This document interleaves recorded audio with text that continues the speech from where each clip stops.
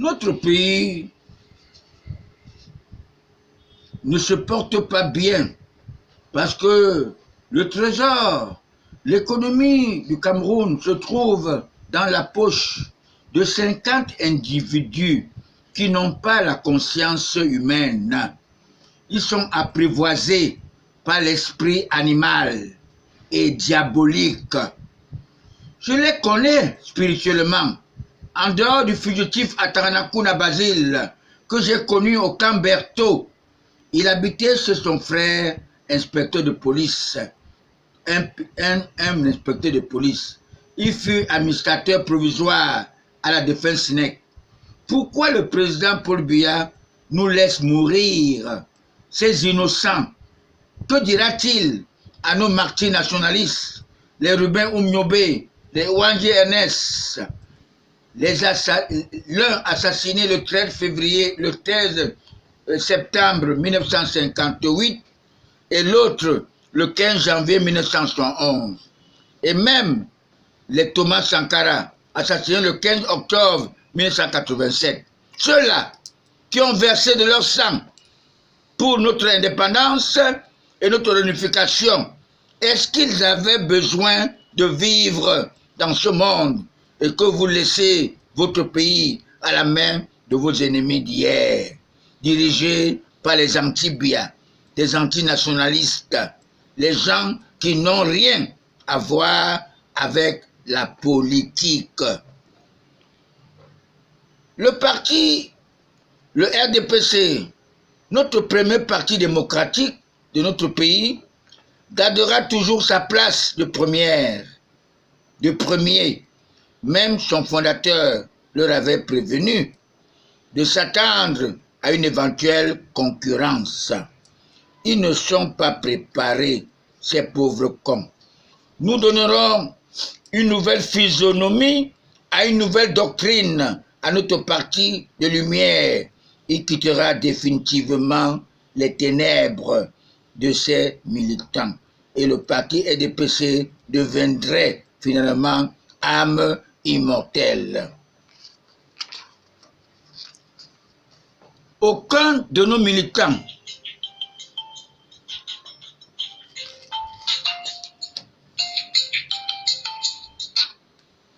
Allô?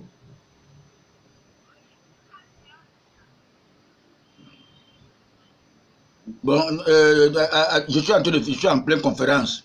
Dans 30 minutes, on t'appelle.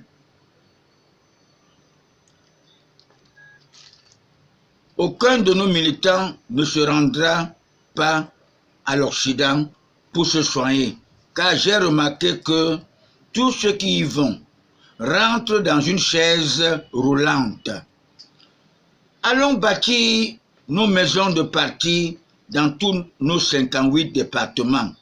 Nous allons construire les hôpitaux dans nos 360 arrondissements. Nous allons exiger à ces pilleurs de restituer l'argent de nos contribuables avec qu'ils ne soient poursuivis par le ministère public. Car nul n'est censé ignorer la loi. Personne n'est au-dessus de la loi. Je tiens à vous rappeler que nos 10 régions ont toutes leurs problèmes spécifiques. Hormis la malgouvernance, il y a la lenteur dans l'exécution des instructions et que j'entends certains dire que sur haute instruction du chef de l'État, et rien ne marche. Le Cameroun ne danse pas et ne danse que la danse Bafia. Le village de certains ministres du gouvernement et que chacun a son parrain. J'ai dit que ce nouveau Cameroun, il n'y aura plus de parrain. Il n'y aura que des méritants et les compétents. Vous ne pouvez pas demander à un médecin de vous sortir un plan de construction alors que nous avons des architectes. Le Cameroun regorge plus de 50 agrégés qui dépassent même Camto. Alors, il ne faudrait pas considérer pas les agrégés, même les académiciens qui sont combattus par les francs-maçons. Nous avons les académiciens, nous avons même les sages en Afrique. Alors ce sont eux, ces brebis galeuses, n'est-ce pas, qui ont transformé les autres Camerounais en bêtes, en leur donnant des instructions qui sont des conneries. Je suis très surpris de voir mes deux camarades du RDPC, les membres influents du comité central de sexe masculin et féminin, tous deux parrains, l'un Augustin Kontukomeni, le fils spirituel de Kassik Kame Samuel, et l'autre Changa Delphine, parrainé par la toute première dame Jeanne Irène, auprès de notre tout premier chef de l'État, Amadou Ahidjo, l'homme du Code noir français.